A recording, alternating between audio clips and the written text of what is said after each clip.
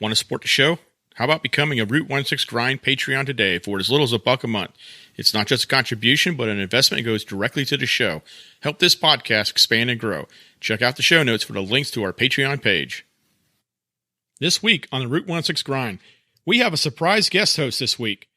And from the field segment, I'm going to talk about returning to the Enduring Gratitude event. In our On Target segment, Instructor One from Ryker USA shares for your ears only information from SHOT Show 2020. In the Rock, Mud, and Dirt, we interview our special guest host discussing a special podcast that is all about Jeeps, and well, Jeeps.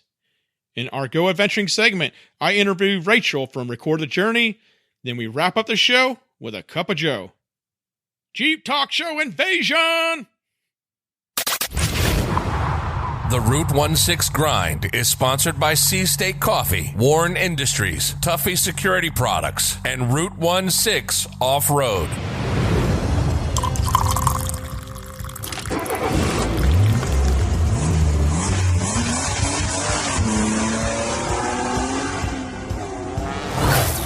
Welcome to the Route 16 Grind, the podcast for outdoor adventurers. Each week, we bring you information related to off-road and outdoor activities. If you wheel, hunt, fish, overland, or are an all-around adventurer, this podcast is for you.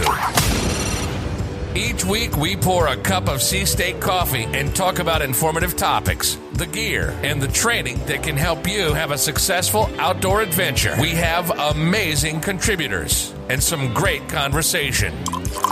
So, grab your cup and enjoy the show. Here are your hosts, Brian and Chuck. All right, welcome back to the Route 16 Grind.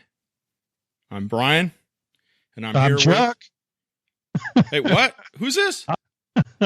Howdy. I think I dialed the wrong number. Maybe I butt dialed. Hey, Tony, what's up, man? How you doing? Doing good. Yeah, you introduced Brian and Chuck, and I guess I had to be Chuck. Oh, man. So y'all, so Chuck is out tonight. He's actually advocating for the Sunday hunting here in North Carolina. So he's representing us. He's representing his community. Going around the state, holding up different town halls and stuff. Well, he's out at one of those town halls tonight, putting out the point that we absolutely would like to do Sunday hunting here in North Carolina. So appreciate Chuck doing that. He'll be back next week, and I'm looking to hear more about it. Tony, thank you so much for joining us tonight, brother. Well, thank you, but wait a minute. I want to back you up a second. You can't hunt on Sunday? Not North Carolina. Oh my God. That was like here in Texas where we couldn't go go to stores and stuff on Sunday. They called them the blue laws. Oh yeah. They had all through the South. I remember driving through Alabama, seeing like the signs on Sunday and stuff like that. In fact, when I was growing up in South Carolina, it was like that too. Yeah. Oh, that's rough. Sunday would probably be a good hunting day too. That's really strange. For sure. And there's some great points that Chuck brought across a couple shows ago and last show. And I think we're going to be it's been a very the community has been very involved in this subject and this topic. And the thing too is these town hall meetings are not just covering Sunday hunting, they're covering a whole variety of aspects, and that's a big point that we're focused on as well. Yeah, man. So for the show tonight, well, what's tonight here, I guess, we got a few things. Thank you so much for sitting in, Tony. And sure. Let's go on with the show.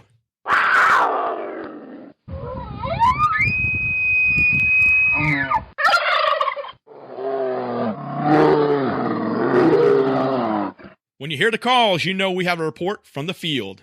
This week discussing the event that motivated me getting back into hunting, Enduring Gratitude.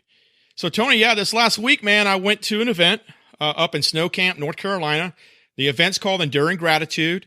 They do a lot of trap, skeet shooting. There's a lot of pheasant hunting. There's a lot of different bird hunting out there. This organization specifically, I think they've been doing it for like the last 11 years. They'll bring hundreds of veterans out there, and you spend the entire day out there. You'll spend half the day shooting skeet trap, and the other half of the day you'll be hunting pheasant. It doesn't zero cost to the veteran. They just do a wonderful event. Everything is taken care of. They have a wonderful guest speaker there. It is something that helps you crack out of your shell, get around some people, understand you maybe, some things you might be going through. is it a wonderful event. And this is the event that got me back into hunting. So I was very appreciative to volunteer this year. I tell you, there's individuals that are just, they've never served. There's individuals that have served. There are people that just volunteer out of the kindness of heart. This is a large effort. They put together an amazing raffle with some amazing things. Think about just going out there, moving around with 4 to 5 different veterans, and you're experiencing these things. Maybe you've never hunted before. Maybe you never shot, skeet, trap, and you're out there kind of doing that. You know, you're jaw jacking, you're razzing each other. You kind of feel a little bit like, hey, I'm around people that understand me, know me. And that's a big part of it. For me, it also reignited the things that I missed. I really did miss hunting. And I tell you, when I was hunting the pheasant, I never in my life hunted pheasant till I went there last year. It was so rewarding. I would love to tell you that I hit every pheasant last year, but that wasn't the case.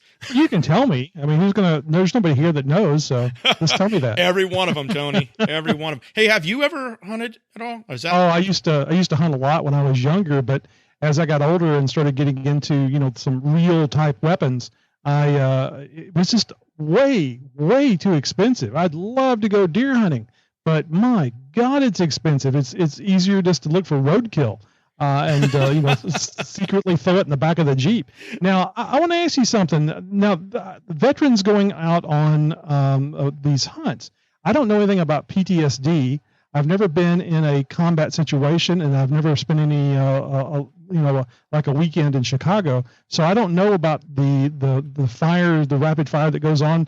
Can't that affect some of the soldiers that are out there, the veterans that are out there?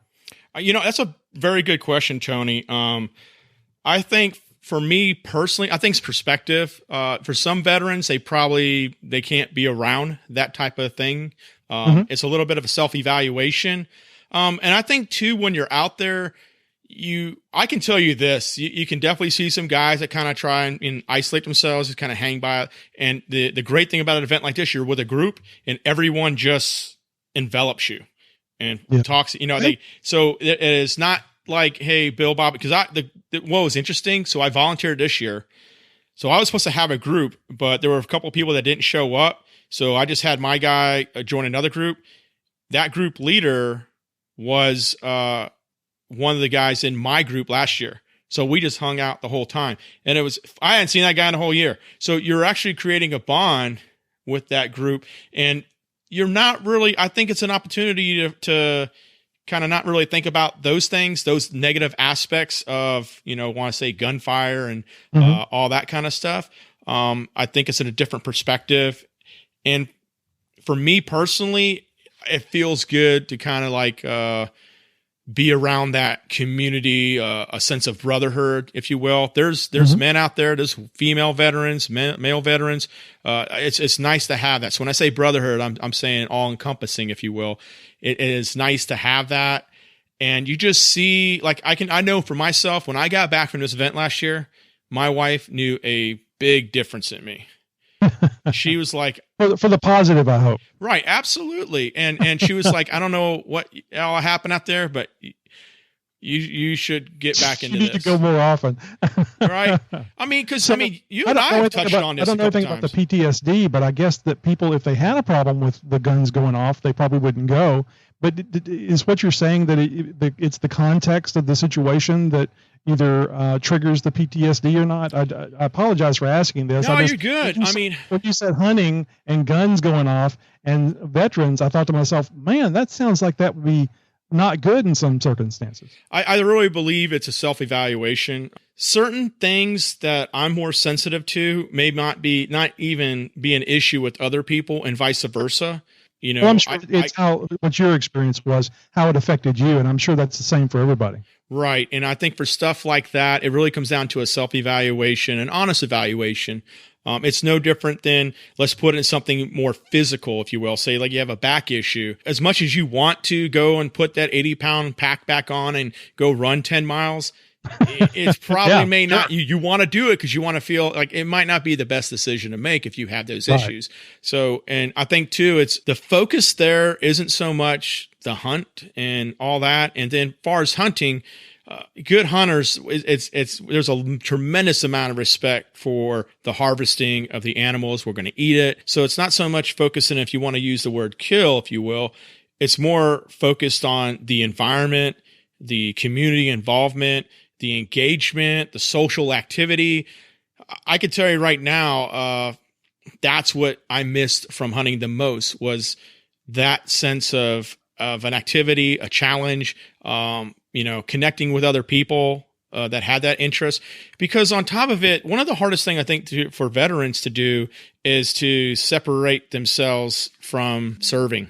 At some point the uniform comes off. You may, like, I still love being Marine. I still feel I represent the Marine Corps. There's no doubt. You hear Marines, there's no ex-Marines or only former Marines, all that stuff. Mm-hmm. Very much so. But at the end of the day, there's more to Brian Plummer than just being a Marine. Getting out and challenging yourself. One of my good friends runs a program down in Costa Rica. It's phenomenal. He just had a few veterans down there. He sponsored it, and it's totally amazing. And he had a quote this week, and I'm probably butchering it, but I'm going to say it. He said, "Don't be afraid to suck at something new." That's very true. I mean, sometimes that's the thing that we need to focus on. Like, you know what? I need to get back out and accept the challenge and go do that. And having these events, because like for me, I'd never bird hunted. It wasn't never my thing as a kid. I mean, maybe BB gun shooting crows and stuff, and not being an ethical hunter, if you will, or respectful.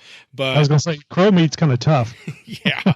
It's just, I look back in the day like, oh my gosh, I'm so glad I never had social media. It was a challenge for me. And, it was something I picked up on real quick, and I really enjoyed. The cool thing about going out and do these type of hunts is you're doing it generally with a group, and just when the bird dogs, tremendous respect for people that have bird dogs. Before I was like, bird dog, and I don't know anything about it. So I had my, own naive thinking on it, and just seeing the way these dogs work and the discipline and the patience. Oh, you got to put a lot of time into those dogs and take good care of them, train them. Oh, my goodness. All kinds of stuff. Lots of time. Yeah, it's amazing. And I will say this, the Beaver Pond, they do an amazing job. You were telling me about Beaver Pond the other day. I really thought you were talking about a strip joint. It completely threw me off. It's an actual place that you go to hunt. Okay, that makes sense. Yeah, it wasn't that type of party. But I'll tell you what, great organization. And there are easily, like, all the ammo. Think about how much ammo. You got, like, probably, let's call a number, 150, say, veterans out there. You have 20 plus stations, 23, 25, somewhere around there, stations just in the pheasant field. And you might have 4 to 6 or 7 members per group that you're rotating in. And then they're shooting probably 6 rounds. Not when I say rounds, I mean, like, there's probably, the pheasant flying from the tower kind of thing. There's probably 5 or 6 rotations of that they're shooting. That's a lot of ammo alone. Okay. And then going to the clays. I mean, you're talking a bunch of clays. You'll set out a station, area rotate through, and you'll do, there's like probably somewhere between 20, 25 stations for just the clays. It is amazing. Then they put on this huge barbecue. You sit down and have a meal as a community together. Mm-hmm. You have a guest speaker, and I cannot believe I forgot the general's name. My goodness, he was amazing. He had a really good message talking about the importance of being a volunteer. After you get out of service, and I think that's what draws a lot of veterans into service, if you will, in a third party way. Once they get out, they know they have all these skills. They know they can be of use to help others. And it just seems a natural effect to do that. And he had a great message about that. And I just was like, man, that's awesome. I really want to thank this Enduring Gratitude. I absolutely will be back there next year. If you are a veteran, and we have people from Georgia, people from Virginia, it was not just North Carolina residents, enduringgratitude.org. Just spell it out, enduringgratitude.org. You'll be in our show notes. Just go there, check it out. They generally have it around February every year. Look at possibly signing up. If you are a business, a company, and you want to get involved, you can contact them there. If you want to volunteer, you can contact them there. If you're a photographer, if you're someone that does video, if you find something on that page that you feel you can, support with, hey, get on there and do it. It's an amazing organization. And I'm telling you, every time someone goes out, there's another one of me that's being born. Somebody that's getting back into hunting, or someone that's getting their wind back and saying, you know what, I need to get back involved in the activities that I enjoyed. I wouldn't have this podcast if it wasn't for that event either. And that's a big reason why this was created as well. Talk about all the things I enjoy. And it's an amazing event. I can't say anything more about it. It was amazing. We'd like to feature your success in outdoor adventures. So shoot the pics over to us with a brief story. Route16.com and select contact. That's ROTONESIX.com and select contact. On target. What's up, everybody? It's Ron Holmes, aka Instructor One with Ryker USA, coming to you with your practical tactical update on the Route 16 Grind podcast. And one thing I wanted to add from the last little practical tactical update I did from SHOT Show 2020, there was one more little nugget that I forgot to mention. And there's a company up in Montana, LD Systems, and you can find them online, ldsystems.us. These guys are taking the old Willys Jeep. Well, let me go back. The requirements came from our counterparts in South America. We were sending these guys, the typical up-armored, heavy Humvees to help them, fight the counterinsurgency, the drugs, and the cartels and all that. And what they were finding is the roads down there are so, jankety and not weight rated. A lot of these up-armored vehicles are going off cliffs and killing a lot of guys and, losing a few $1 million truck that's unretrievable. So LD Systems took the requirements and stepped up to the plate and took a little bit of American history and some modernization. And what they have done is they've taken the Willys Jeep and they put it on a modern off-road suspension, tires, rims, and everything, and are putting 4-cylinder diesel engines in them. They're also putting on the spider mounts and some machine gun mounts in the back, in the bed of the Willys. So they become a little jungle mobile assault vehicle. The concerns or the requirements for armored vehicles were not there from the South American counterparts. So that's what these guys are doing. So I got to see it. There's not any pictures online yet, but I think they're coming. And they said that they can do this whole Jeep minus the weapons, but soup to nuts, $25,000. I don't know if they're going to be available for the public. They said that is a possibility down the road once they fulfill their commitment that they currently have. And I know that's something that I would be pretty interested in, because that 4-cylinder diesel makes me think of the Hiluxes overseas. And for those of you guys that have been there and know what a Hilux is, you know what I'm talking about. So check them out, ldsystems.us, another veteran-owned, Marine veteran-owned company up in Montana. And they got some good stuff, but that Jeep, man, keep your eye out for it. You guys will really love that. And then one last thing is, Beyond Clothing is a pretty high-end brand, high-quality outdoor military hunting and everything like that. So you can check them out, Beyond Clothing. But they do it large every year at SHOT Show. And this year, for the final night for their after party, we got to see Naughty by Nature. And it's pretty funny. And that was good and entertaining and all. But, yeah, check them out and stay tuned. I'll have another one of these next week. Hope you guys are doing well. I can be reached at Ryker USA. That's RYKER USA on Instagram, Facebook. And our website is www.rykerusa.com, rykerusa.com. And shoot me a DM if you got questions. And looking forward to next week. So thanks from Ryker USA, and thank you to Route 16 Grind. The Willys being reborn there, Tony. So I don't understand. Hilux, you mentioned the Hilux. I don't remember that model Jeep. Was that from like the 50s or something? That's the Toyota Tacoma. Oh, it can't be worth a crap then. That's not a Jeep. Oh, those things are bad, though, man. Those Hiluxes, especially So when the government gets a Hilux, that has a pretty set up suspension. And there's more money invested in the vehicle than what it's valued when you first purchase it, thrown in suspension and upgrades and stuff. Our taxes have a pretty fancy check that writes to get those things rolling. What do you think about as far as taking those things into South America? Or better yet, what about those things possibly being available in the U.S. market? I think that weapons bristling off my Jeep would be excellent during rush hour, both to and from home. I do. I think that would be great. I think people would be, pulling over, calling cops, and getting the hell out of my way. Well, they definitely probably get out of your way for sure. But I looked online. Yes, it's not there yet. I will promise you, whenever I get the scoop, I'll send it over to you all. I would love to hear more, and I think that would be a great thing to hear on your show. Oh, it's interesting. Very interesting. And I'm really surprised that it sounds illegal. It just sounds like somebody's doing something wrong. It sounds like the Contra thing, somebody's shipping weapons down to another country. Yeah, I'm pretty sure you can't get the tow missile upgrade on that. Well, not for $25,000. It's very interesting. I've never heard of anybody doing such a thing.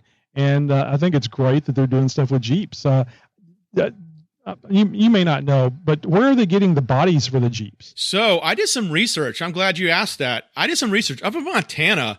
There is, and you probably can Google it, and I probably should have had it tonight when we discussed it, but you can go, there's like a large area that has tons of old Jeep. The chassis, the frames, all the bodies, all that.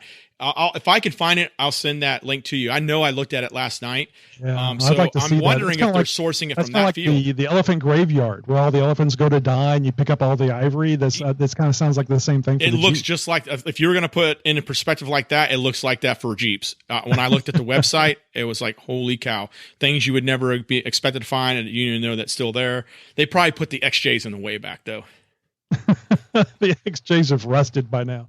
The only reason mine is doing any good is because I live down here in Southeast Texas. So no rust on mine, and people everywhere else just hate me. Oh, stop it! You've done some good work on that. They're replacing tubs and all. I mean, the floor pans in their Jeeps, and I'm like, man, I don't have to do nothing except throw more goodies on mine. Well, you're getting out more, so I like that. I like seeing that, man. It's really good. The Jeep Cherokee, and I'm talking about the first one, not this bastardized piece of crap they came out with a few years ago. The nose is really short and long and wide, and that means the radiator is also short and wide, and it's not really good for optimum cooling of the engine. So I've had a lot of problems actually being able to drive very far distances, like get on the highway and drive an hour, it would start to overheat. So I think I finally got everything where it's working. I'm still a little nervous about going any place a long drive during the summer, but certainly during our winter, which is 60s, 70s, it's been just fine. So yeah, getting out has been really nice. I'm putting a lot of time and effort into my Jeep, so it's like 21 years old now. It's a classic. It's a classic now, right? 25 years for here. I don't know if that's the same everywhere, but I accept 25. Yeah. Yeah, that's pretty cool. I still, maybe one day I'll get another XJ. We'll see. Oh, that's right. I forgot that, a lot of people start with the XJs. And this event that I went to this past Saturday, several people came by. I used to have an XJ. And I knew that's what was going to happen. But hey, whatever pulls them over is fine with me. You know what? They're very affordable now. You can go find them. They're everywhere. I always see some great deals on it. It just. Oh, really? I never see them in this area. Oh, gosh. Very rarely do I see an XJ on the road. I will tell you one great thing about the Southeast. Bunch of motorheads out here. You can find it. It's out here somewhere. Someone's like, you can find it. A lot of motorheads, a lot of good resources. So whether you're looking for that, classic 60s era car, you're looking for that special body. There's a I can't remember his name. I'm losing it tonight. But there's a friend of mine I see at events, and every time I see him, he has a new Jeep, but it's a Jeep that you've never seen before. one of the old Jeep work trucks. It was just one of those that you just don't see. And I don't know where he gets them from or how he finds it. He's probably like an eBay guy. He goes out, finds it, then goes ship for it or just go gets it himself. They're here. I mean, they're around here. Yeah, so. I guess it's like anything. You have to work for it. You can find it. Route 16 Grind listeners, Patreon subscribers, check it out. We are finalizing the details. We got some cool things coming, and we're working with Nexum Tires to make some awesome things happen for our followers and our listeners. We said stuff like this was coming. We're working deals. We're making it happen, and we're so happy to bring aboard Nexum Tires and work some things that, well, you guys are going to benefit from, and we're happy to do that. I will tell you this. The only way that you're going to get that little extra edge is a few things. You have to follow us on our social media. We are on Twitter, Facebook, Instagram, Pinterest, Route 16. Boom. Get on there. Follow us. Right now is the best time to become a Patreon. We are going to provide the details first to our Patreons. And we're going to have some cool things coming, y'all. And the Patreon's going to get a little bit extra benefit. The higher level of Patreon you are, the bigger the reward. We cannot make those things happen without the support from Nexum Tires. And we cannot wait till all this stuff kind of come together and we're able to announce more information. So subscribe to the podcast. Follow us on social media, Route 16.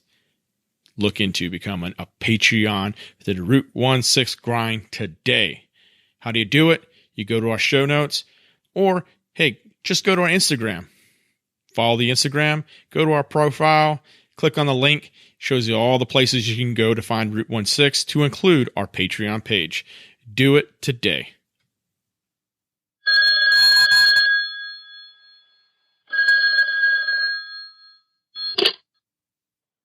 Hey, this is Nikky-G, and I'm real sorry to hear you guys had a hard time finding squirrels.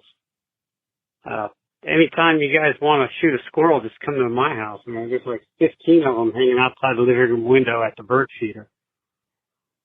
But I don't think it's legal to discharge a firearm in the city limits, so we'll have to think of another way to catch them. Matter of fact, it's also illegal to walk a duck down Main Street without pants. And now that I think about it, it's pretty much illegal to walk down Main Street without pants at any time. Or at least that's what the police keep telling me. All right, guys, you keep up the good work, and I'll chat you later. You have a good one. Bye. What a damn traitor. He's been calling into our show for years, and now he's over here. He's moonlighting, man. He is moonlighting. I don't know. Maybe we're cutting better checks. I'm not sure. You know what? He has the better jokes on our show, though. I will tell you this. Last week, he had a really good one. It was pretty good. He has this whole like Bigfoot thing kind of going here, so it's pretty funny. So, has he done the whale song for you yet? No, of course I listen to your show. Ask him about the whale song. Tell him you need some whale song stuff. I don't know. I might lose some subscribers there. Oh, yeah, but it's worth it. I guarantee you. It's like Ellen DeGeneres in Finding Nemo, but better.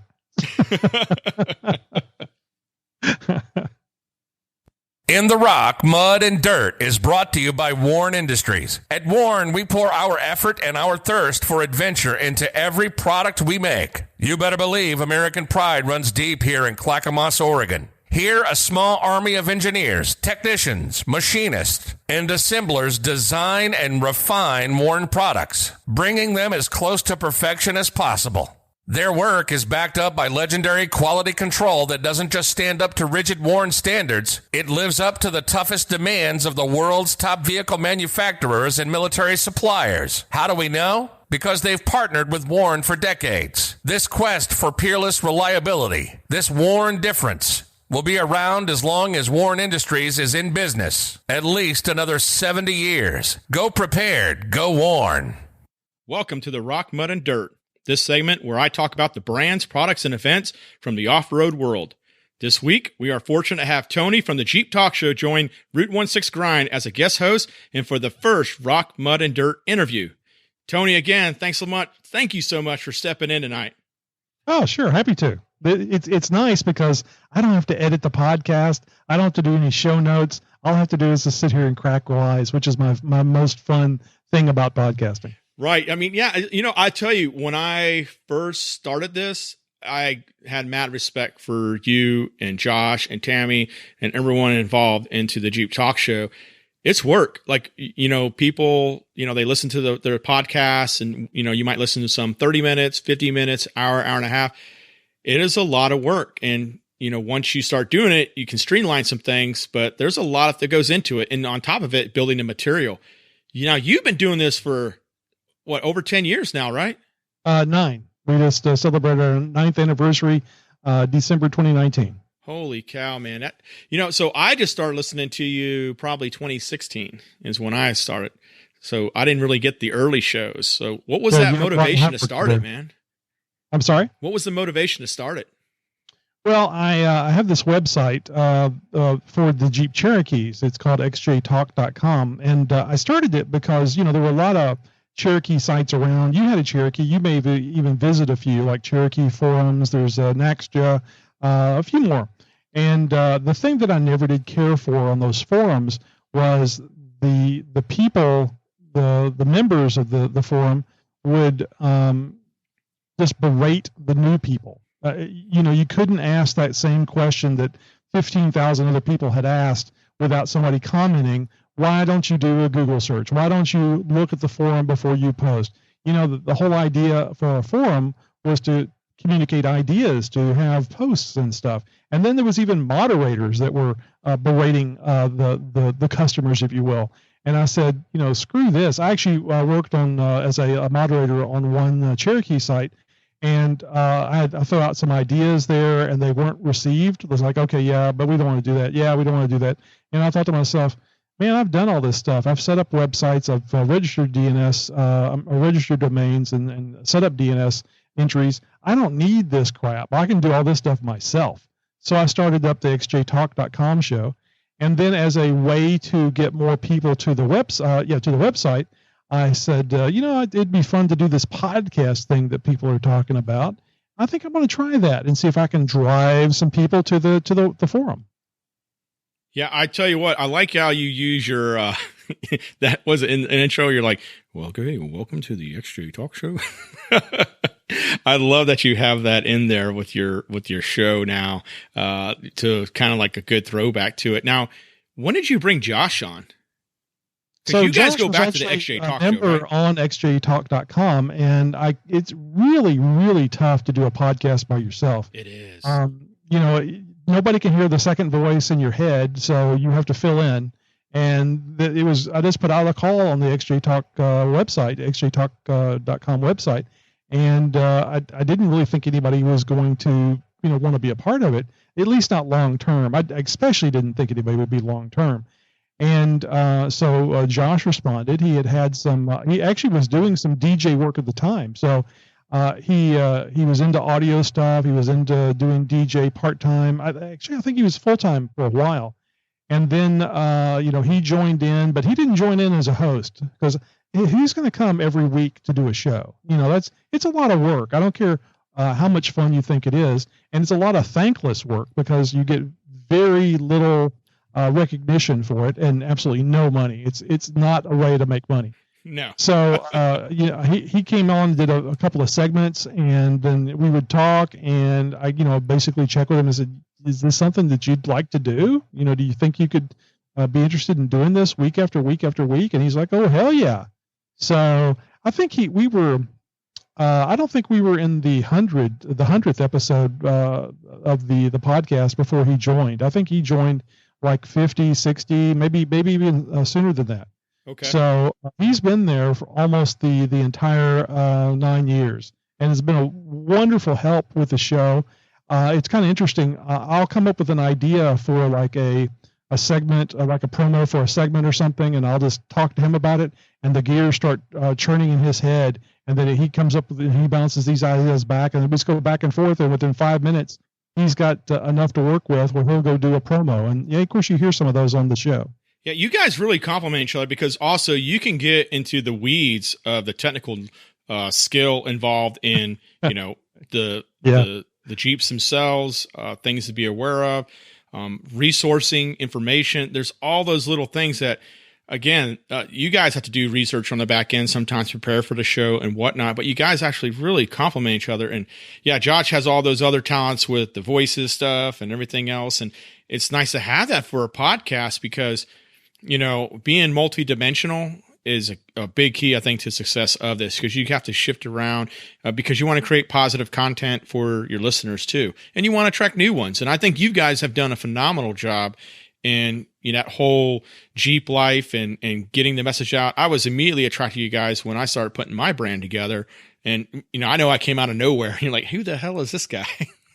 I always, and I remember this, I always kind of think, I'm always wondering about why is somebody interested in working with me? I mean, who am I and what is really their motivation? What is it in for them? So when you initially came out of the woodwork, I was like, okay, I've learned enough just to give people time and let them come out and be the person they're going to be. But I got to say, Brian, you're the person that you were from the very front, and I'm glad I gave you an opportunity to hang yourself, and you didn't. So the stranger danger is gone now. That's gone on next to my name. Well, yeah, I think when somebody's too friendly to you, it kind of makes you feel like you start looking around. Where's the white panel van? It's just. But I know where you're coming from, because something good is not happening here. you get a lot of individuals that are just looking to how you want to put it, self-reward, and use your platform for that. Oh yeah, exactly. And you guys, and again, it's just a ton of work, and you guys do a lot of things to get people engaged, to get people motivated. And two, it's just kind of like, I'm shocked to hear that you say that the internet, there's mean people on the internet. I've never come in contact with that, Tony.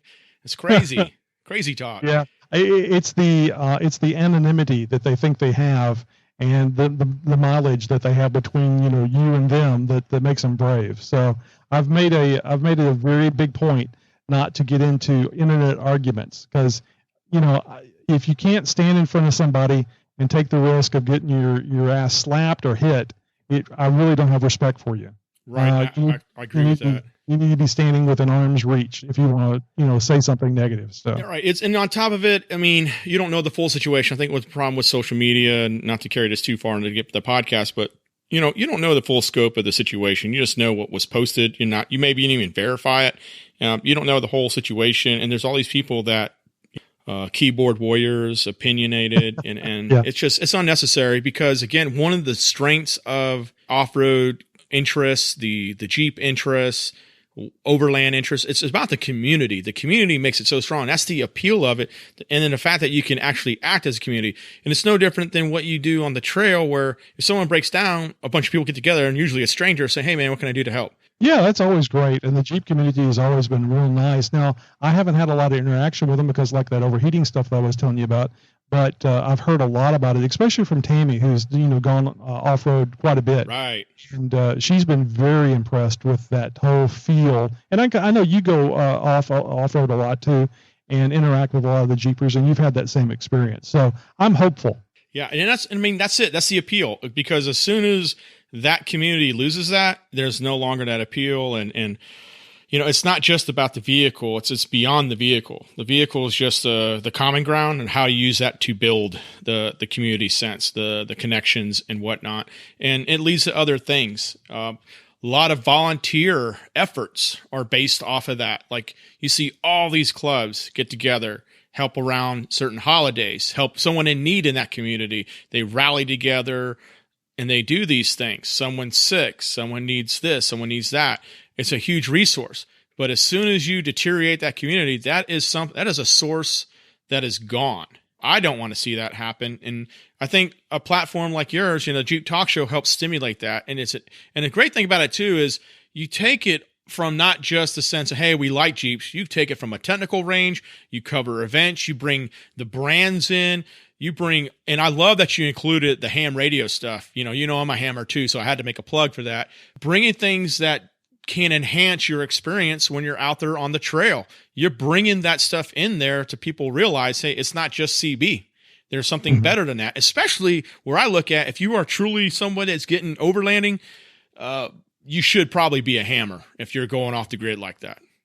Well, you especially need to do something like that if you're going into areas that there is no cell coverage, because a ham radio will, and it's not 100%, but given a little bit of time and a little bit of effort, you will be able to contact somebody no matter where you are, no matter what valley you are in, surrounded by mountains. One of the frequencies will allow you to get up and over those mountains by hitting the ionosphere. It's funny. I was not very enthused about talking about ham radio on the show because I got my ham license at the tender age of 16. And even though I was very excited and I thought it was very interesting, I learned very quickly this is not something you talk about to your high school peers. So man. I learned very often, or very early, I should say, that this isn't something anybody's interested in. So I'm just going to keep it to myself and learn and enjoy. It's kind of like having some sort of sexual fetish that you can't tell anybody about. Oh God, Tony. Stop. I got to edit that now. I'm joking. But for me, I had a deep background in radios from my Marine Corps service, and I did a lot of HF work, and I was in reconnaissance, and having that backup long range communication for satellite communication was HF and Morse code. I mean, all that stuff. And then when I got out, I was like, I should probably go get my amateur radio license and stuff. And I just did it a couple of years ago because, again, going back to your show, and you said, you know what? And you and I have actually talked about it. I'm like, yeah, because I remember one time you and Josh, and it might have been when you actually had the call-in show, and it kind of came up. And then Josh was like, what, this stuff? And, we start talking about it and everything. But yeah, so I went out and got my certification and whatnot. I just got technical right now. I need to go and complete the other tests and finish up because I do want to get back into Morse code. Yeah, Morse code was a lot of fun. Now, back whenever I got my license, Morse code was a requirement. Right. And you had to pass Morse code tests for every license, with the exception of the advanced and technician license. So you had back when I was doing it, you had a year. The novice license was only good for a year. And within that year, you either had to upgrade or that license expired. So I did a lot of HF work. Usually when I got home from school, I would go in there and do some Morse code on 40 meters or, I think it was 40, maybe a little 80. I think it was mainly 40. And it was just a lot of fun. I've always hated Morse code, but I did it so that I could progress and get another license. And I think it's important, that discipline that you must have to progress to the next license. Of course, that's missing now, and I still maintain that it's nice that more people are getting into ham radio, but I think they don't value it as much as what we did back when we had to do that horrible Morse code. Right. I will say this though, I think the people that get into it, they get humbled by how challenging it can be, especially with with radios themselves.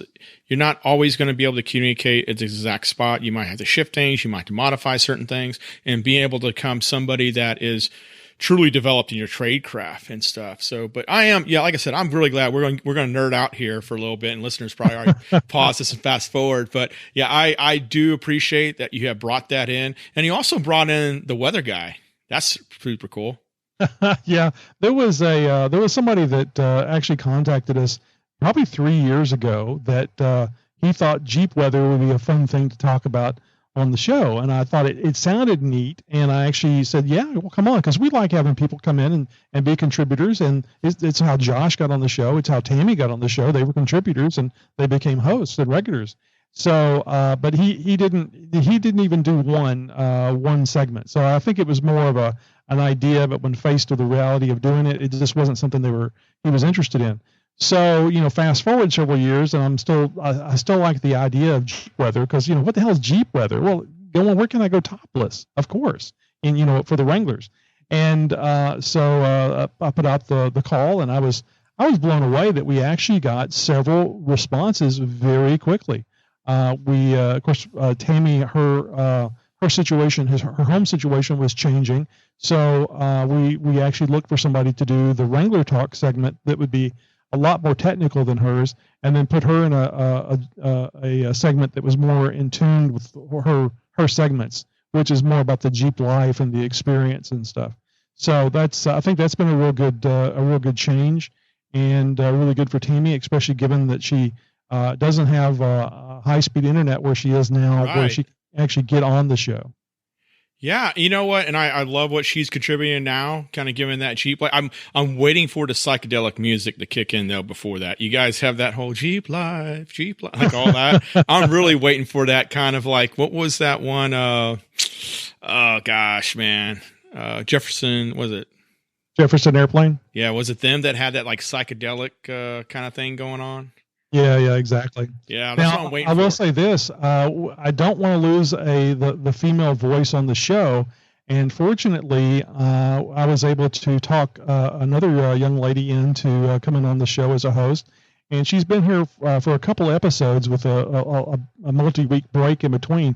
But she's got a brand new microphone. We're going to have her on the episode this week that you'll actually be able to hear her, and her name is Wendy. She's in Big Bear, Lake California, and she's right there in all that beautiful Wheeling area. And actually, I've been went up there. To, it's beautiful. It is. Yeah, no, it is. We actually went out to the King of the Hammers out there with Nexon Tires, and of course, Nexon actually flew me out to California back in July to go for a Nexon off-road event. It was just like 5 or 6 people that they invited, and I was one of them. I was so super honored to be invited and to go, and it was a blast. I got to drive a TJ on rocks the size of this will be like your Pheasant thing, rocks the size of VWs, and it was just a blast driving that TJ with full lockers on 37-inch Nexon tires.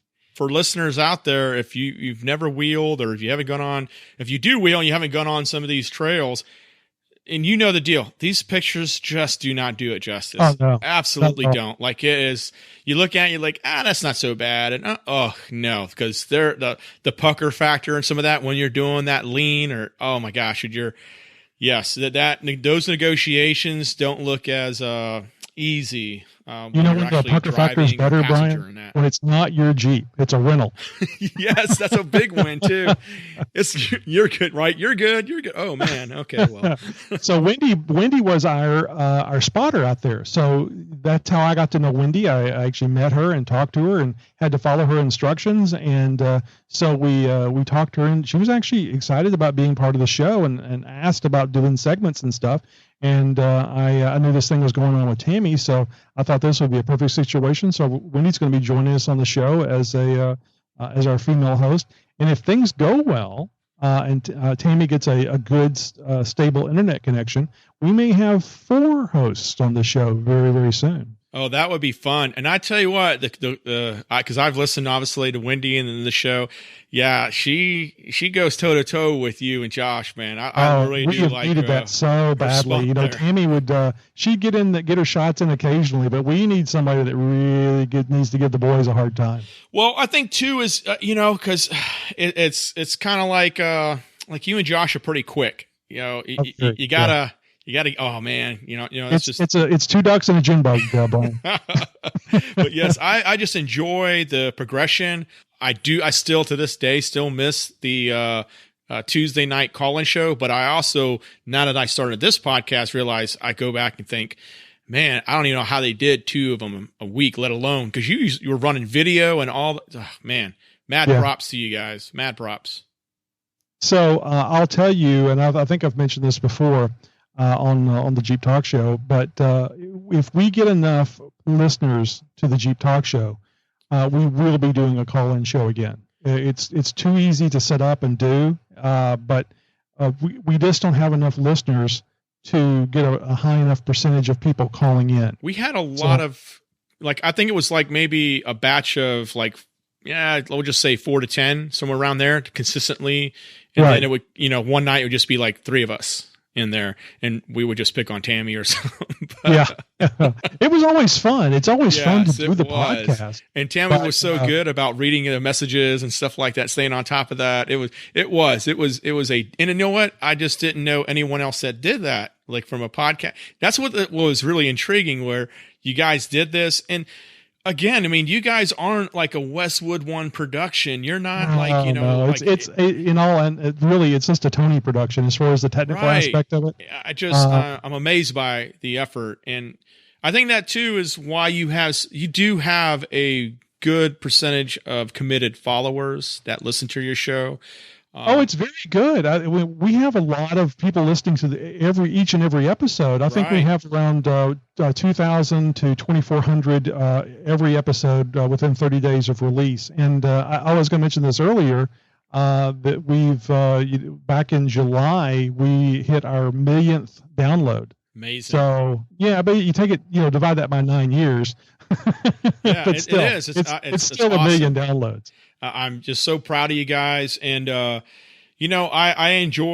still to this day enjoy advocating for you guys too. I appreciate that. Yeah, it's always been great. You've done that since day one, and I really appreciate it. Yeah, there's something every show someone can learn from. The big thing too is you all are resources. Like, if you're not sure about something, write into the Jeep Talk Show, y'all. Like, hit up Josh, hit up Tony. They will put it on the show, because the thing about it too, what I like about it is you take these questions, you put it out there, not necessarily to put somebody on a spot. You put it out there so if someone else has that problem, and you do that with your own problem sets. Like, you've been talking about the heater issue. Hey, what you've done, what you've not done. People have said, hey, have you tried this? And it's again, going back to the whole community part of it. That is great. And that's what the Jeep Talk Show is all about. And I'm totally big fan of y'all, and I enjoy it. I can't wait till you have your 3 million, downloads and stuff. I'm really excited, and I'm happy to have y'all. You're basically on my Monday drive. That's what the Jeep Talk Show podcast is for me. My Monday morning drive. So far as Brian, it comes out on Friday morning. Where the hell are you on Friday, Saturday, and Sunday? Oh my goodness. You don't put me on a spot like that. Oh my goodness, man. That's messed up. Where's the support, man? Yeah. You gotta wait till Monday? I will tell you this. You guys are consistently my Monday morning drive, because if I listen to you on those days, I generally not going to listen to the full thing. I'll have to break it up. But on Monday, I know you have it timed generally perfectly to where for the entire drive, I get to listen to the entire show. Oh, I don't like to break it up. Now, and to warn your listeners, the show is anywhere from an hour and a half to 2 hours long. So, and this is so funny, from the day that Josh joined, we've always been worried about, are we going to have enough stuff to talk about? And then we wind up going over every time. So it's just so much fun. It's just you're getting with your friends once a week to have a chat. Absolutely. And I very much feel Wendy's going to be in the same situation. Yeah, I'm looking forward to her contributions and hear more about her and the stories that she shares and all that. And I'm excited to see where Tammy takes her Jeep life. I know she's got a bunch of adventures she's sharing with you, so I'm excited to hear that. And hopefully, yes, you guys just grow your show staff into where it's for y'all, and it will be definitely interesting. And I look forward to, when you bring back the call-in show. So if people want to find you guys, Tony, where can they find you guys? Well, of course, you can find us everywhere the better podcasts are found. I was going to say iTunes, but I think they actually call it Apple Podcasts now. Google, the Google Store, the Google Play, whatever it is. You can even listen to us on Amazon, the Amazon Echo. I can't say the name that must not be said. But you can listen to us directly on there. Add it to your I'll just say it, Alexa. And then there's also Spotify, Pandora, Stitcher Radio, radio.com. We have our own app. So if you go to the Google Store or the Apple Store, you can download, search for Jeep Talk Show and download the app. That's right. You guys have an app too. We have giveaways from time to time when we have our interviews. And if you want to be the very first person to be able to hear that episode and maybe get in on the call to our voicemail line, because we do like caller number 5, caller number 6, or whatever, and that's the best way to get the show the fastest is by downloading the application onto your phone or tablet. Of course, the really easy way, if you just don't want to go through all that trouble of looking for those things or adding us to your podcast app, the easiest way just to try out the show is go to jeeptalkshow.com, and you will see all the episodes that we have there. And it is just as simple press the play button on any episode that's there, and you can get a good sense of what the show is. And if that's the only way you want to listen, you can. It is really that easy. It works on your phone as well.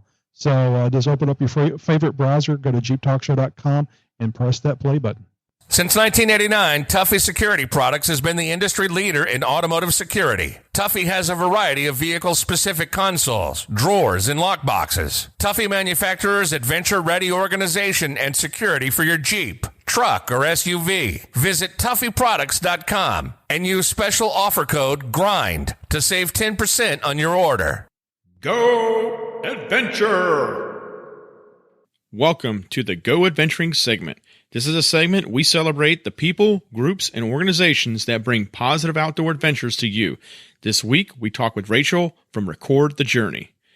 Rachel is a combat veteran of the United States Army. She's served over 31 years. She's served in places like Afghanistan, Iraq, and Pakistan. She is a passion off-roader, and she is a 3-time Rebel Rally finisher. She's also a serious competitor. Rachel has been a gold medalist in the United States National in Taekwondo. She was also a 2 times gold medalist in the World Military Games in Taekwondo. She was the United States Army Taekwondo team coach. She's also the former Army Athlete of the Year, founder and CEO of Record the Journey. This was a fantastic interview. I enjoyed it so much. Rachel has brought some great opportunities here for people who are coming back from deployment, trying to get reintegration. She's done some phenomenal things with the athletes that she's been working with, getting them out there and doing some amazing things. I enjoyed this interview so much, and I really do hope that you do as well. And if you're one of the individuals that you think you could benefit from Record the Journey, then her information and all that will be in the show notes. All right, welcome back to the Go Adventuring segment of the Route 16 Grind. I'm here with Rachel, founder and CEO of Record the Journey. Rachel, thank you so much for joining us. Why don't you tell a little about yourself? Yeah, thanks, Brian. First, I want to say a big shout out and thanks to Route 16. I've the Grind here podcast. I've really enjoyed listening to your segments. It's nice to see another veteran out there shouting the words on the outdoor adventure stuff. So yeah, my name's Rachel, 31-year veteran of the United States Army.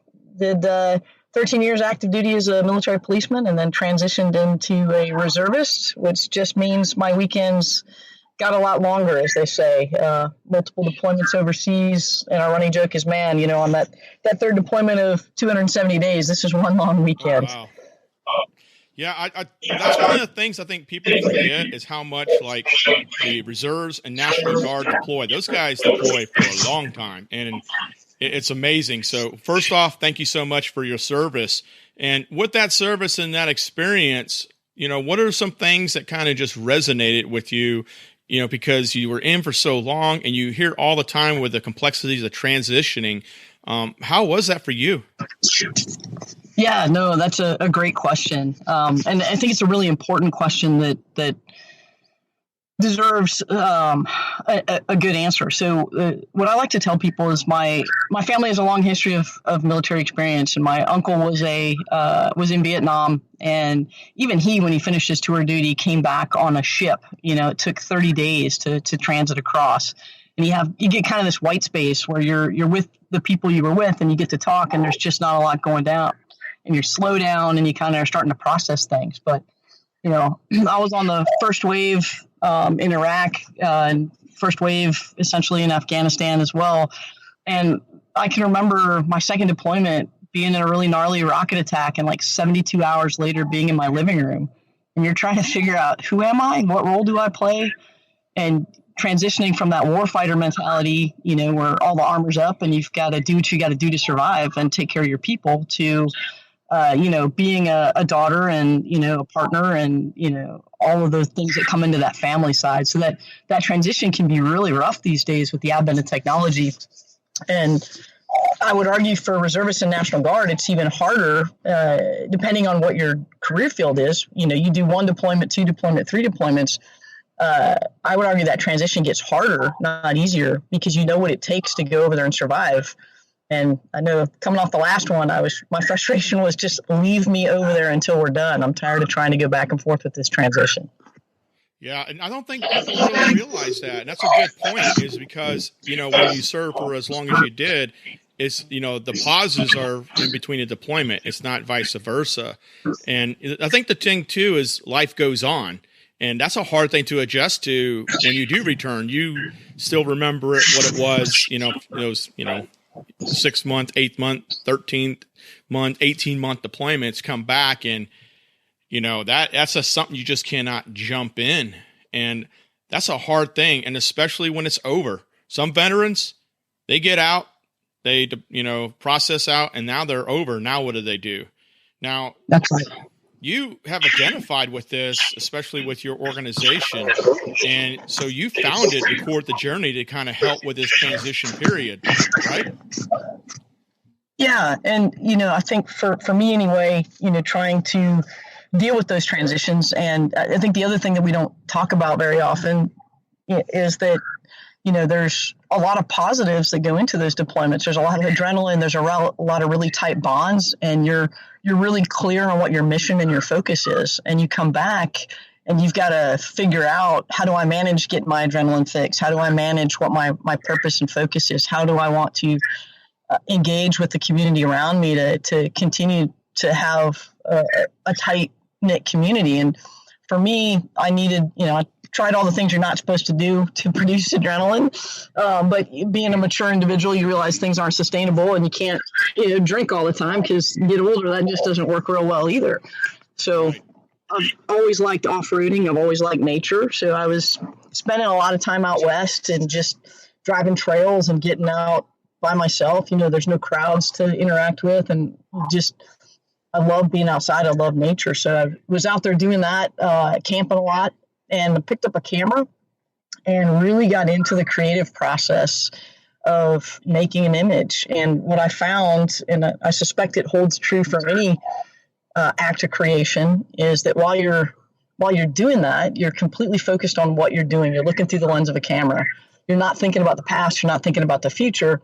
And the other thing that when you make an image is doing for you is you're listening to your own voice. Like, what am I interested in? What inspires me right now? What is capturing my attention? And I'm not responsible for anybody's, health or welfare. I'm just out there and I'm able to listen to my own voice. And for me, it definitely started that road to recovery, where I was able to find that piece that you're looking for. And I started a photo project that I call, moments of stillness that are meant to inspire peace. It's pretty hard to take a bad image when you're in a really pretty part of the country. So for me anyway, that works really, really well. And I actually moved off the East Coast and moved out west because I just enjoy BLM and the wildlife and the national forest that you can just go out into and explore. Yeah, I mean, that's a huge piece. I know that every time I get out, and that's something we highlight continuously on this podcast, is just the piece that you get, and just honestly, just appreciate nature. It's no matter you go to the same spot, there is a difference of that spot. There are things, and if you're paying attention, it's not always the same scenery. You got to look around, and you highlight some good points with your photography too. It's a challenge of capturing light too. I mean, that really it. There's something you're trying to get. You're trying to get it to how you're seeing it, and then put the device and the settings that you want. And when you get it, it's like a huge reward for yourself too. So there's the challenge of just taking a good picture too. It's not simply just click, click, click at times. Now with Record the Journey, what do you do with this? Sorry, I couldn't quite hear that. Could you repeat that? Now with Record the Journey, what do you do with this? As far as like, how do you record the journey? Right. And why you should record the journey. Right. So, Right. Yeah. So my first thought is just, hey, here's a path that worked for me. So I took some other folks with me, and they kind of had similar experiences, and, just being able to, you're out there making images. And the cool thing is you can take 20 people out to the same area, and it's exactly what you said. Everybody sees something a little different. So everybody makes an image, and you come back at the end of the night, everybody kind of shares the image they took. Tell me why did you like this? How did you make that shot? And then you're just kind of doing that time-honored military tradition anyway of telling stories and sitting around, shooting the shit essentially. Right. And two, it's, visual poetry, because I could read a poem, you could read a poem. We might get two different things out of it. So that right there, that's amazing. So far as with the groups, you also look at doing other adventures. You had some involvement with Rebel Rally, right? Yeah, the Rebel Rally. So, I started this thing, basically driving off road. So, and I think there's actually a lot of parallels between off roading and photography, believe it or not. Well, you got my attention. Like for instance, you got to pay attention to what you're doing, right? So, whether you're spotting for somebody or looking through a camera or driving, if you get focused outside of what you need to focus on, you can hurt the vehicle, you can hurt yourself. On photography, you just miss a moment that you're never going to get back. Right on. You could also argue that both of them have. There's a photographer that talks about gear acquisition syndrome, where you can never have enough gear, and off-roading, you can go down that path pretty quick too. Trying to get the right tires, the right winch, the right roof rack, whatever it is that you're trying to do. So my running joke is they're both expensive endeavors where the builds are never done. Right. But yeah, so we're definitely adventure based, right? This isn't go hang out in a classroom and we're going to throw up a PowerPoint and talk about the science of photography. It's about getting out and producing some adrenaline and enjoying the moment. So one of the things that we did last year that we're pretty proud of is sponsoring a veteran to compete in the Rebel Rally, which is it's a navigational rally. So it's not a race. It's truly a navigational rally for points, not for speed. And it's 8 days long, starts in Lake Tahoe, ends on the border of Mexico in the sand dunes, epic sand dunes in Glamis. And it's all map and compass. It's all no GPS, no phones, no electronic devices, all back roads, 8 days long, camping as you go, finding these checkpoints. And it's epic scenery with some pretty adrenaline producing fun along the way. And we've actually done it for 3 years, sponsoring a veteran to do it. The first year that we sponsored a veteran, we had a young lady who had some pretty significant PTSD issues with driving, and she was able to successfully finish the rally, which was a huge testament, and had a lot of fun along the way. But this last year, 2019, we sponsored an Air Force veteran of 7 years who was essentially a neurological quadriplegic, which, man, I could tell you so many stories about what it's like to take somebody who's got really limited hand function and no leg function out off-roading and geocaching essentially at the same time, which is what the Rebel Rally is. Yeah, so she did pretty well though, right? Say that again? She did pretty well, right? Yeah, she kicked tail. Once we got past, we had to sort of set the stage in the very beginning on what camping looked like. So I had to explain to her that camping, because she came out of the Air Force, doesn't involve a third pillow and a 5-star meal. And Kara's 26 years old, so great sense of humor, and actually had some time driving with Jeeps before the disease hit her and she lost the function in her legs and she had to get discharged. So so it was amazing. We're a very young nonprofit. We've only been around for a couple of years. We're very small. We were actually able to get connected through the community to Mitsubishi, who stepped way up to the plate and gave us a vehicle. And we got that modified with adaptive hand controls so that she could drive. And, ironically, initially we thought she would probably navigate, but as you know, coming from a military background, when you take a compass and you set it on a hunk of metal, like a wheelchair, right? Yeah, that doesn't work real well. Nope, so we found a way for her to drive, and she nailed it. She came in second. So she's the first disabled athlete to compete in the Rebel Rally, but really adaptive athlete, right? That's the term because we're talking about what you can do, not about what you can't. So first adaptive athlete to compete in the Rebel Rally, and she placed second in the vehicle class that she was in. That's awesome. Yeah, I read a little bit about her, the information that you sent me. That's pretty amazing and is a testament of what you're trying to do is get, like you highlighted, get people focused on what they can do, not what they can't. And there are many situations where you kind of recognize through your own experiences as well, because you saw some things overseas, and that's a tough thing. And being able to have that connection with people, veterans specifically, that have had those situations, and because you know the deal, you want to isolate yourself a lot. You really do. And we talk a lot about getting outdoors and the therapy of it. But how do you reintegrate? How do you inspire? How do you do those things? You found the way for you to do it, and you are taking that with others. Now, besides the Rebel Rally, other things you've done with that, what about if someone's interested in connecting with you and doing one of the things that you may offer, one of the programs, one of the events you might host, et cetera? How would someone connect with you, and what is your biggest target audience? Yeah, thanks. That's a great question. So, biggest target audience for us is anybody who's been affiliated with the military. So, active duty, military veterans, and obviously families. One of the great things about photography, and I think it really works well. You come back from a deployment. We all know this. You've done what you're going to do, and whoever you left at home has been doing what they're going to do. And sometimes coming back in and reintegrating at home, it's a little awkward. You've had different experiences, and it just takes time to get plugged back in. So one of the things that we love doing is we'll go out and do sort of a photography scavenger hunt, and we'll pair up fathers and daughters, or spouses, or boyfriends and girlfriends. And, again, you're not sitting in a classroom. You're going to go around. You've got a checklist and a timer, and it's a little bit of fun.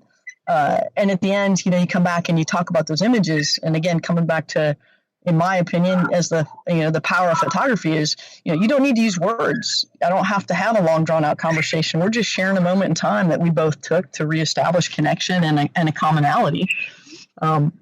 So right now our programs are primarily operating in Texas, Virginia, and California. We're still growing. We're going to be publishing our new 20 and 21 schedule, but we would love to find organizations kind of like what you highlighted. I think was it episode 10? I think it was, with Operation Reboot. Oh yeah, amazing! Yes, they do some great things up there. Yeah. So what we'd love to do is partner with other organizations that are already getting veterans out and offering a photography component of it when they get to their base camp, sort of. So, if there are groups out there listening that are interested in that, shoot us an email, or DM us on Instagram or Twitter. And we'd love to talk about being able to do that together, to leverage resources. We're small, so how do we, we're better together if we can work together, and it's just a better use of resources, and hopefully providing veterans and their families other avenues and options. What works for one may not work for the other. Yeah, I'll definitely get you Daniel and his wife. Don't hurt me if I don't remember it's Nicole, I want to say. I sure hope that's her name. Operation Reboot Outdoors. I'll get you their info, and I'll hit them up too. They do some amazing things. I think, especially up there in Maine, it's so beautiful where they're at. That is great. And anything that we can help out with that, please reach out to me. I mean, I'm a chatty guy. I go out and talk to everybody, and that's what I like to do, is trying to bring people together in that aspect too, where they can kind of help out some great causes. Because there's a lot of things we can do ourselves, but we do so much more when we do it together. And that's what's great about these organizations. Where do you want to so you want to grow this? Within reason, obviously. What is when you think of Record the Journey and where you want it to be in, say, 5 years, what does that vision look like? Well, I think we're primarily focusing on the states right now with the highest number of veterans per capita. So looking at the trends that have been reported from the Veterans Administration and how veterans are moving, a lot of veterans are moving out west. So that's why Texas, California, and Florida are the states with the 3 highest veterans per capita. So that's why we've elected to sort of focus in those areas initially. But there are so many. It's kind of like an off-road club, right? Rachel doesn't need to be there. Kara doesn't need to be there for Record the Journey. What we really need are people who are willing to help host events like this. And there's we try and have a professional photographer out there with us to answer questions and help people with the technical side. So, if there are groups out there or folks out there who would want to host something and just need a little help on what that should look like, we would love to come out, help a program get set up, and, just like an off-road club, have basically a photography adventure club. We'd love to see it happen in every state, in every city. I'd love to bring it on to military installations as part of MWR, as another way that people can find that reintegration and just that outlet. Right. Kind of like a train-to-trainer program is what we would call it. Exactly. So that's great. And, and I think, too, is you're kind of hitting on it where you're offering an outlet. And, for some people, some veterans, this might be the program. Others might be. But the fact that it's available. I have a friend of mine that just he had some PTSD issues. And he went through a therapy program where he ties flies. So fish, for fishing and for fly fishing. And he has just given it mad raves about just what it does for him and that release. And I know for me, it was just being able to, because I definitely went back to wheeling. Now I'm hunting back up this last year. So getting out and doing that. I did a lot of photography myself many years ago, and I can absolutely connect with this, and the fact that you're offering this and you're ready to, help others, because one of the things you probably hear, maybe not necessarily directed toward you, but you kind of hear out there is there's so many people say, I wish I could do something. I want to do something. Well, dedicating your time is just as important as dedicating, $1, $2, $5. It's just as important. But if you can make the time to help get this rolling in your area or connect Rachel with the person that possibly can make that happen, that is a contribution as well. You are helping. So simple things like that. You don't need to take it all on. Just kind of point in the direction and see what your time can offer. And, the reward will be there. So that's amazing. So, yeah, absolutely. And the other thing that we've found is that there's just so much community support. We would never have gotten Kara to everybody. We focus on the finish line, that we got her across the finish line. She placed second. It's fantastic. Very inspirational young lady. But the real story is the community support that got her to the start line, saying, hey, we want to sponsor this young lady. Mitsubishi coming up to the plate. And then there's a garage out in the LA area that has a long history with modifying Mitsubishis called Road Race Engineering. And Road Race Engineering, his the owner, Mike Welsh, he had a family member who had been in a wheelchair who completely understood. And those guys volunteered hours and hours and hours of their time to, build a bar so that she could transition from the chair into the car, to strip the seats out because we had to strap 2 wheelchairs with all the camping gear in the back, to, just prepping this vehicle from a rally perspective, and 100% volunteer, 100% free, just doing it because they believe in the community and believe in the veterans. That's awesome. I'll make sure to get the info for the show notes as well. We'll put that in there. So, Rachel, if people want to find you, they want to connect with you, they want to resource you, and Record the Journey organization, where would they do that? So, best place, obviously the web page. You can put your email there on the webpage, and somebody will get back to you. We are not webpage experts by all means. We're probably way more active on our social channels, and Instagram and Twitter are the two we're most active on. We certainly have Facebook. And even if you don't want to connect, you want to show some support, we'd love that you just like us on those social channels. The more we can show that we have eyeballs, the better we can do for the sponsors. Like, BF Goodrich gave us a set of KO2s, which are great tires. I've run them through 4 Rebel rallies, never had to do a tire change, which is a miracle when, people around me are hitting 2 flats at the same time. So just being able to like it and show our sponsors that, we've got some community engagement helps us out a lot. Yeah, absolutely. So anything we can do, please reach out to us. We'd love to check back in with you a little bit later, bring you back on. You can tell us what's going on and, how the Record the Journey is recording it. Really appreciate that. And I guess the last thing I would say on Record the Journey, and part of why I picked that name, I think that, and it's a big analogy to the map and compass, which is also why the Rebel Rally fits into our programming so well, right? Is if you have a map and you have a route, it may not be easy to follow that route, but at least you know where you're going and you can turn around and start stepping and starting the grind, right? Heck The yeah. hard part is when you don't have any idea where you're supposed to go or how you're supposed to get there. And what veterans are so good at, people have done this before. People have been transitioning for hundreds of years. So it's just being able to literally record that journey in a way that makes sense to you and sharing it with the folks that are coming up behind us so that they see that it's possible to do it successfully, to navigate through it. And again, it might not be easy, but we're military folks, right? If it was easy, what's the point in doing it? Yeah, that's very true. Hey, Rachel, thank you so much. Hey, y'all, amazing person, amazing organization. Provide support where you can, and we'll have everything in the show notes. And Rachel, thank you so much for being on. Thank you so much. Want to be on the show? Maybe share with us some interesting hunting, fishing, overlanding, wheeling, or adventuring news? Then give us a call on the Route 16 Grind hotline at 919-694-3356, and maybe you will be on our next show. The Cup of Joe segment is brought to you by Seastate Coffee. Have you ever actually drank good coffee? Stop wasting your money on old, stale coffee from the store and make the switch to Seastate Coffee. Seastate Coffee is a United States Marine Corps veteran-owned and operated roastery, selling premium coffee that's roasted on order and delivered fresh to you. Order your coffee today at www.seastatecoffee.com. Tony, man, great show, dude. Thank you so much for coming again. Well, sure, but I do have one complaint, Brian. What's that? You Why didn't is get my your coffee green cup room bag? pink? And this specific shade of pink.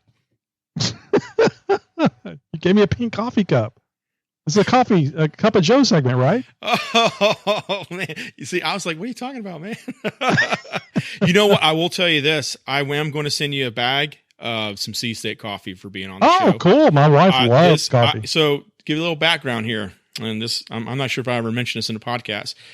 Before I met Seastate Coffee, so it's a veteran-owned brand, Christian, who owns that, former Marine. He's also comes from the same community I did. He was a reconnaissance Marine, and he wrote. And I was a Folgers guy, man. Instant coffee. I would just be like, man, I'm not drinking that Starbucks. Like this here, 120 servings, $8 in this. I'm good.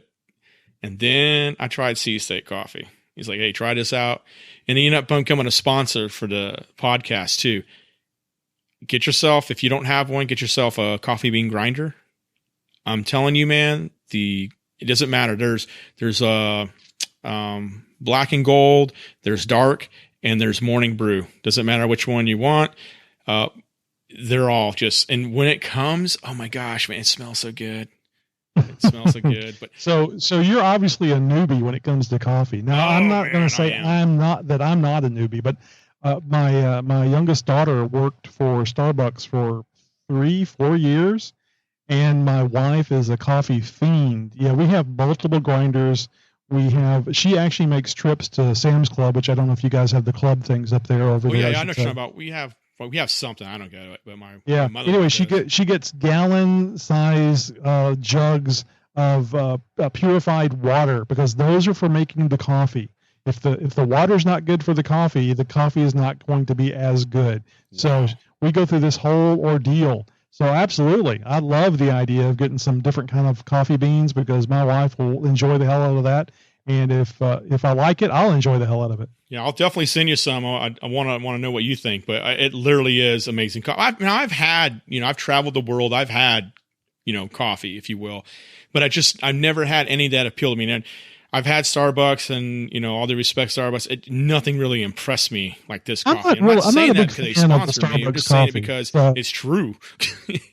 So they're phenomenal. Yeah, that was a great story from Rachel from Record the Journey.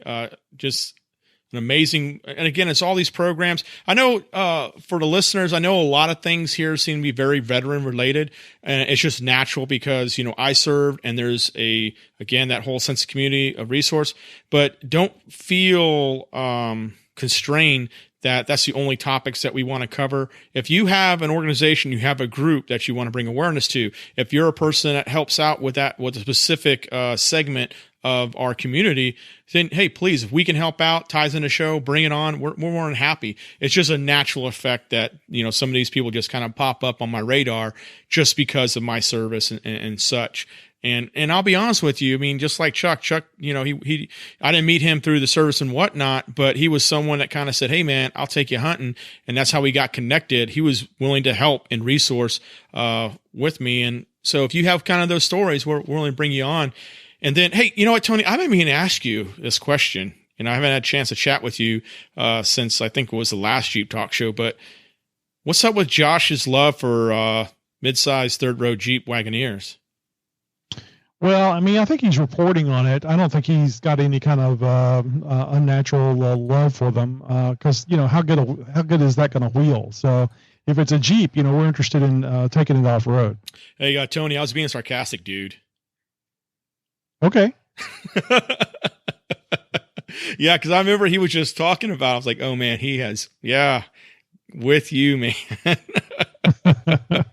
Yeah, he when he brought that up and he was talking about it, and I get it too, man. I think I can understand it in one direction, another direction I don't get it, so it's very confusing. But then again, maybe somebody's marketing data sees something different. I guess. Don't get me wrong. It's a great idea for Jeep, because when you get that brand loyalty, like I really love my Jeep. I mean, I can't think of buying anything else other than a Jeep. But the problem is that they don't make the Jeeps like they used to make whenever they made my Cherokee. But when we were starting a family, or actually we had started a family, when I went to look at a Jeep, I was actually looking for a TJ. But there was just no way that our two little girls were going to be fitting in the back of that TJ very well. So that we got the Cherokee, and thankfully it was a 4-door with a good size back seat for them. So now it's a family thing. Well, what about the people that have 5 kids, not just 2, or 3 even, and you need that third seat? So it's a brilliant idea for Jeep, because now they've got that brand loyalty. They can still sell a Jeep to somebody. It may not be a wheeling vehicle, but at least it's still a Jeep, and you're still driving it around with a family. Right, and it's not like one of those where it's just it has a third row, but it's really small. You have no storage space. Oh yeah. My wife had for a brief period one of those third row Durangos, because we had no kidding, like a hybrid Hemi Durango, a 2009. That thing was bad. It was a beast, and it was a hybrid, which blew people's mind because the engine would just shut off and wouldn't even, and then all of a sudden just, it was pretty cool. But anyways, she went to another one later, and it just no storage space, super tiny. It was kind of a fun drive, but we got rid of that, went back to a Tahoe, and she's very happy with that right now. And well, that's kind of what you have to do. You have to go to a Chevrolet if you want enough storage room, a big enough vehicle, a full-size vehicle, if you will. And of course, they're not really full-size vehicles. If you go back to the late 70s, early 80s, those things are much smaller than what they were back then. So with the square bodies, I had an 83 short wheelbase Silverado. 4-wheel drive, and that thing was a blast. It's huge compared to a Jeep, but lots of room in the back. Yeah, I tell you, I enjoy, like we've talked about numerous times, I enjoyed my XJ. I traveled the country numerous times. Did overlanding before it was really called overlanding. Just great vehicles, easy maintenance. They do have that straight 6 though. It won't die. Man, goes and goes. It won't die, man. It'll leak. It'll do a lot of things. Yeah, it won't die. So leaking is part of its charm. Right. It's kind of like the Harley. If it ain't leaking, it's probably something wrong with it. Oh, I was thinking it was like an old dog. You love it to death, but it leaks when it walks around the house. Very true. There you go. All right. And what about those Willys we talked about? I'm telling you, I'm going to keep my eye open. If I see anything with that, I'm pushing it to you. I would love to hear more about them. Oh, absolutely. I can't believe there's a graveyard of Jeeps, because I'm thinking to myself, okay, they're making these Willys Jeeps using these Willys bodies, but where are they getting the source from? And that just amazes me. Just that alone amazes me, that there's so many of them there in Montana. Yeah, I'm going to find that place that I was talking about. I'll find the link. I'll put it in the show notes to y'all. You'll see it in there, and I'll just put Willys Graveyard, because that's how Tony references it. And it'll be a company out in Montana that has just buttloads of, the elephant graveyard of Jeeps out there. But this company, LDS, LD Systems, definitely, if I hear anything on that, I'll let you all know. I'll let you guys know, Tony, for sure. I would love to see an image of this, like anything. Oh, yeah. Might have to send Jamie on a road trip out to Montana. If you have contact information, just shoot that over to me, and we'll give them a contact. And I don't know if people know or not, but the Jeep Dog Show, we have an interview with somebody on every episode. So I'd like to contact those folks and get them on the show and quiz them about this stuff for a good 20, 30 minutes. Yeah. And I do like the interview segments, man. I mean, you get some really good people, and it's not necessarily like we talked about before, like the influencers, the big names, the big brands. If you are the guy working on your rig in the garage and, maybe you want to share that story, hey, hit up the Jeep Talk Show. Oh, everybody has a great story to tell. In fact, and I apologize, I don't have the episode information, but I was just talking to somebody that was off the forum, and he came on and did an interview, and his story was they were doing some late night wheeling, someplace where they weren't supposed to be. And when I say late night, like 3 a.m., and a black helicopter, a military black helicopter, started chasing them. And they chased them, and they finally got in front of them to make them stop right before they hit the Black Hawk helicopter that was landed in the direction they were traveling. So they were being chased to keep them from hitting the Black Hawk that had a power failure that was completely dark at 3 a.m. Oh. And it was a riveting interview. It was amazing to hear, and it was just somebody that had a Jeep that was doing something off road. You've never heard that one, have you? No, I might have missed that one. I'll have to find that one. It was a really fun interview. I'll check it out. Yeah, definitely. Send that to me, and I'll let our people know for sure. My people will get with your people. How about that, Tony? Making podcasting sounding cool. Well, thank you so much for joining us, Tony. I really appreciate it. Listeners, well, thank you for joining us. And remember, if you have an idea, or maybe you would like to contribute to one of our segments, all you have to do is go to route16.com and select contact. And let us know your idea. That's ROTONESIX.com and select contact.